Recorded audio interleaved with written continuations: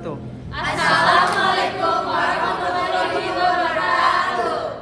Kami dari kelompok 4 ingin mempresentasikan mengenai sudut pandang ekonomi melalui matematika nonlinear. Perkenalkan, nama saya Muhammad Imam Alamsyah dengan NIM 64251 940.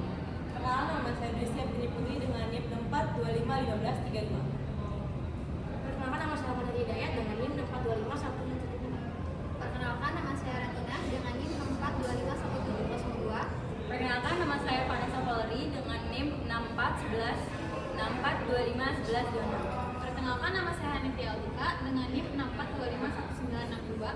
Perkenalkan, nama saya Firda Utami dengan NIM 642516008. Perkenalkan, saya Rio Saputra dengan NIM 4251960.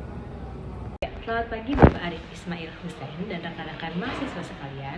Kami dari kelompok 4 program studi manajemen Universitas Bina Sarana Informatika hari ini akan membedah sebuah topik yang sangat krusial dalam memahami dinamika pasar saat ini, yaitu analisa ekonomi dan dari sudut pandang matematika non-linear. Mengapa ini penting? Karena di dunia nyata hubungan antara variabel ekonomi jarang sekali berbentuk garis lurus yang sederhana. Dalam set ini kami tidak hanya bicara teori, tapi juga membuktikan efektivitas fungsi nonlinear menjadi fokus utama, mulai dari implementasi dasar pada permintaan dan penawaran, hingga penggunaan model canggih seperti regresi, SP-line untuk memprediksi cadangan devisa, dan generalized additive model atau GAM untuk membedah tantangan. Middle income nonlinear kami memiliki tingkat akurasi hingga di atas 85%, bahkan 98%. Untuk beberapa kasus, ini menunjukkan bahwa memahami lengkungan dalam matematika adalah kunci akurasi kebijakan ekonomi. Mengapa non-linear? Mungkin ada yang bertanya, kenapa harus pakai model yang lebih rumit? Jawabannya sederhana, dunia ini kompleks. Model linear seringkali gagal menangkap anomali pasar. Hubungan kuadrat, kubik, atau logaritmik jauh lebih mampu mempresentasikan fluktuasi ekonomi yang sebenarnya. Melalui kajian pustaka dari jurnal-jurnal terbaru periode 2021 sampai 2026, kami merangkum bagaimana matematika non-linear menjawab tantangan makro dan mikro secara lebih presisi. Selanjutnya, konsep fungsi nonlinear. Di bab ini, kita masuk ke inti konsep.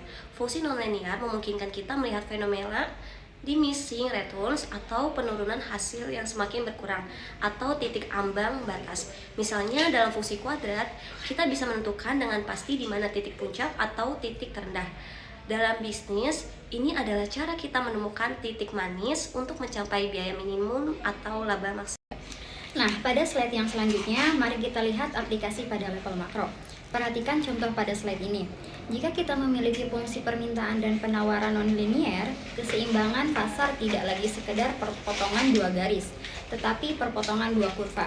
Contohnya, pada tingkat produksi tertentu, biaya mungkin turun drastis, tetapi setelah melewati titik puncak, biaya bisa naik kembali karena inefisiensi matematika nonlinear memberitahu manajer berhenti produksi di titik ini agar biaya tetap minimum. Analisis cadangan devisa atau registry spline. Sekarang, kita masuk ke level makro. Kami menggunakan registry spline untuk memodelkan cadangan devisa Indonesia. Spline adalah metode yang sangat fleksibel. Ia bisa menyesuaikan diri dengan perubahan data yang mendadak. Hasil analisis menunjukkan model ini sangat signifikan dengan nilai R pangkat sebesar 85,86%. Artinya, kita bisa memprediksi cadangan devisa dengan sangat akurat berdasarkan variabel ekspor, impor, dan nilai tukar. Bahkan ketika hubungan variabel tersebut berubah-ubah arah. Selanjutnya, membedah middle income trap. GAM.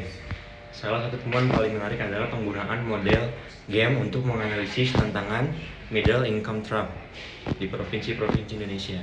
Dengan tingkat akurasi mencapai 98,6%, kami menemukan bahwa faktor kepadatan penduduk dan pendidikan memiliki efek nonlinear yang kuat.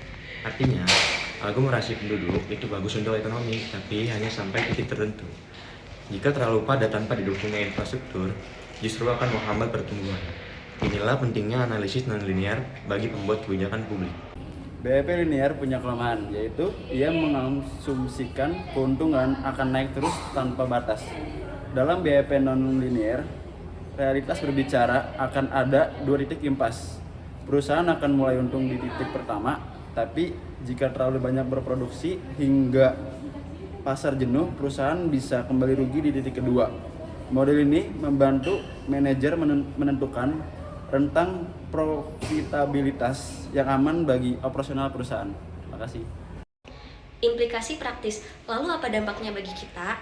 Dunia pendidikan kita perlu mengintegrasikan alat analisis seperti GAM dan Spline ke kurikulum agar lulusan kita siap dengan data yang kompleks.